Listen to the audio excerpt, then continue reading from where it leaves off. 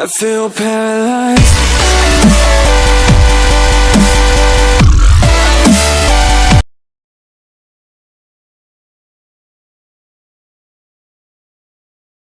Seluruh peserta webinar pada malam hari ini, sambil menunggu share materi yang sudah di-share sama Mas Hairul ya. Terima kasih Mas Hairul untuk share materinya.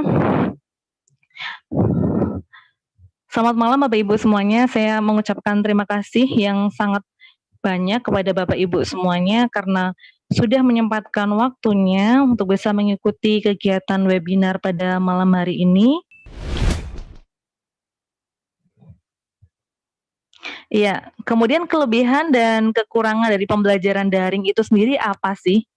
Untuk kelebihannya, waktu dan tempat itu lebih efektif, karena biasanya dijadwalkan ya Bapak Ibu, tetap saja meskipun Bapak Ibu mengajar dari rumah, tapi tetap sesuai dengan jadwal yang diberikan oleh sekolah, karena dengan demikian tidak bertabrakan dengan mapel yang lain pastinya.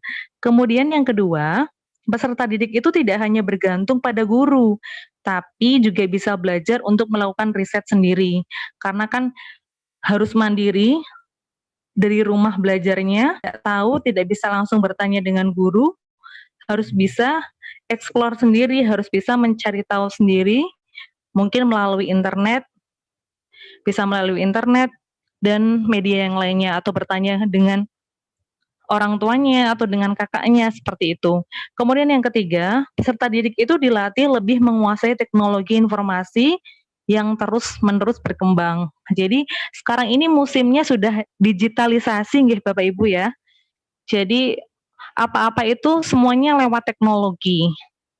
Karena mungkin memang pandemi ini juga lebih mengajarkan kita menjadi lebih digitalisasi. Mungkin yang tadinya sedikit gaptek mungkin ya, tapi akhirnya karena sekarang memang pandemi, mau tidak mau jadi tidak gaptek, mau belajar supaya bisa tetap silaturahmi dengan yang lainnya, silaturahmi dengan keluarga dan lain sebagainya. Kemudian yang keempat, menumbuhkan kesadaran pada peserta didik bahwa gawai atau gadget yang mereka miliki itu dapat digunakan untuk hal-hal yang produktif. Seperti yang saya sampaikan tadi, bisa digunakan untuk membuat tugas, kemudian mencari jawaban atas pertanyaan yang diberikan guru, dan lain sebagainya. Nah, untuk kekurangannya sendiri itu apa? Kekurangannya, satunya itu sulit dalam hal mengontrol peserta didik. Saya yakin Bapak Ibu di sini semuanya juga mengalami, karena tidak bertemu langsung, tidak bertatap muka langsung, maka kita akan kesulitan mengontrol. Kita tidak tahu siswa itu ketika mengikuti daring, pembelajaran kita serius atau tidak ya.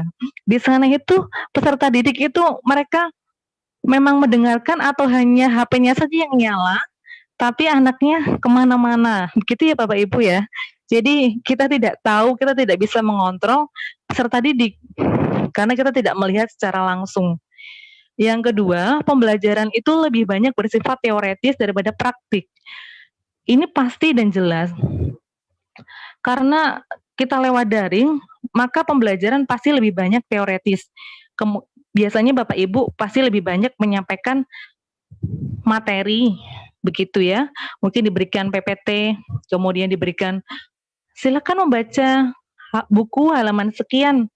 Anak-anak nanti kemudian kerjakan tugas di Google Form yang Bapak Ibu berikan, semacam itu. Jadi kekurangannya di sana hanya lebih ke teoretis, praktiknya itu tidak ada. Jadi keterampilan